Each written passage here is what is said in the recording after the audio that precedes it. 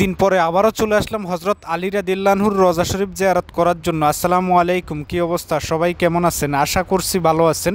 আলহামদুলিল্লাহ, আল্লাহর রহমতে আমিও ভালো আছি। সকালবেলা বের হলাম হজরত আলী রাদিয়াল্লাহু আনহুর রওজা শরীফ জিয়ারত করতে যাইতেছি। হজরত আলী রাদিয়াল্লাহু আনহুর রওজা শরীফ সহ ওনার রওজা শরীফ যেই ঘরটার ভিতরে আছে ওই ঘরটা সহ সব কিছুই আজকের ভিডিওতে দেখানোর চেষ্টা করব ইনশাআল্লাহ।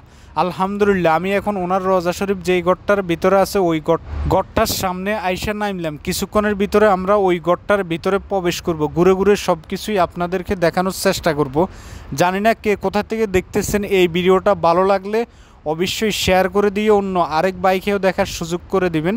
আলহামদুলিল্লাহ, আমরা জুতা টুতা জমা দিয়ে ওই ঘরটার ভিতরেই প্রবেশ করতেছি। আমাদের সাথে আছে একজন ইতালিয়ান প্রবাসী ভাই। মূলত উনি আসছে হজরত আলী রাদিয়াল্লাহু আনহুর রওজা শরীফ জিয়ারত করার জন্য, তাই আমাকে উনি সাথে নিয়ে আসছে। আসলে উনি সব কিছু চিনে না, এই কারণে আমি গাড়ি ঠিক করে ওনাকে নিয়েই চলে আসলাম।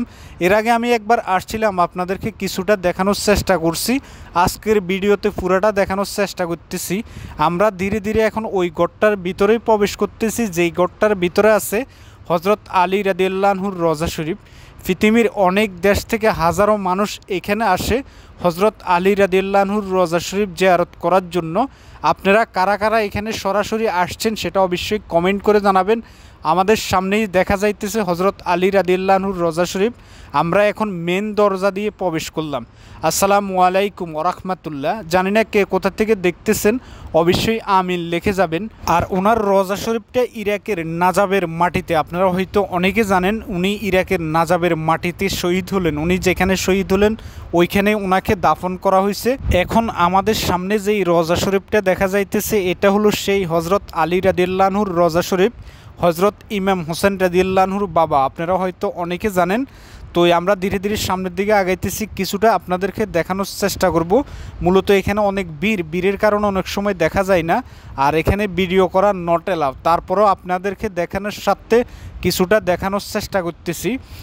জানি না কে কোথা থেকে দেখতেছেন, আমি আবারও বলতেছি অবশ্যই ভিডিওটা শেয়ার করে দিয়ে অন্য আরেক বাইকেও দেখার সুযোগ করে দিবেন। আমাদের সামনে যেই মানুষটা চুমা খাইতেছে দরজায়, উনি হলেন মূলত ইতালিয়ান প্রবাসী। ইতালি থেকে উনি ইরাকে আসছে সরাসরি হজরত আলী রাদিয়াল্লাহু আনহুর রওজা শরীফ জিয়ারত করার জন্য। ওনাকে আজকে নিয়ে আসলাম। হজরত ইমাম হোসেন রাদিয়াল্লাহু আনহুর রওজা শরীফ জিয়ারত শেষ করে উনি আসছে এখন আলী রাদিয়াল্লাহু আনহুর রওজা শরীফ জিয়ারত করার জন্য। আমরা আসলাম শুক্রবারের সকালবেলা, তাও দেখেন হাজারো মানুষের ভিড়। আপনাদেরকে কিছুটা দেখানোর চেষ্টা করলাম। যাই হোক, আমি এখন ওই ঘরটা থেকে বের হয়ে গেলাম।